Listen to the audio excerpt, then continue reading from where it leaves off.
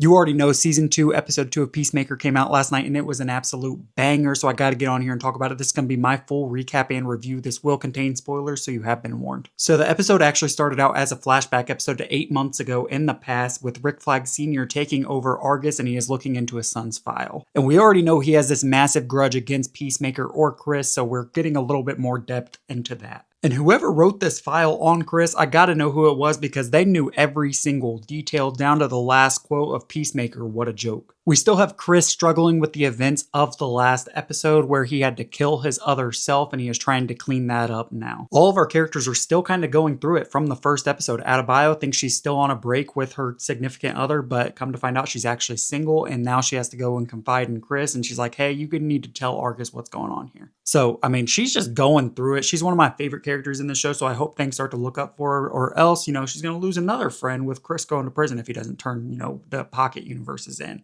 Harcourt still is on an emotional short fuse. She still has some lash out moments in this episode, although she does not get into a full-blown fist fight, which is probably a good thing. And then our boy Economist is literally just doing the same thing. He's still spying on Chris. He's living the dream, honestly. We also get a new character introduction with Langston, and I actually really like him as a character, so I'm excited to see what happens in the future episodes, but he is essentially sent to spy on Economist, who is spying on Chris. And one really funny part about Langston's character is that he has bird blindness, so he has no idea what eagle he is, like if it's a duck, if it's just a bird, he does not know, and I think it's going to play a huge detail in the future. Langston ends up forming this team to go spy on Chris's house while he is away at a house party with the 11th Street kids, and that plays into my favorite part of this entire episode, which was eagerly coming in and saving the day and literally taking out this entire team of like 5 people, and it was awesome.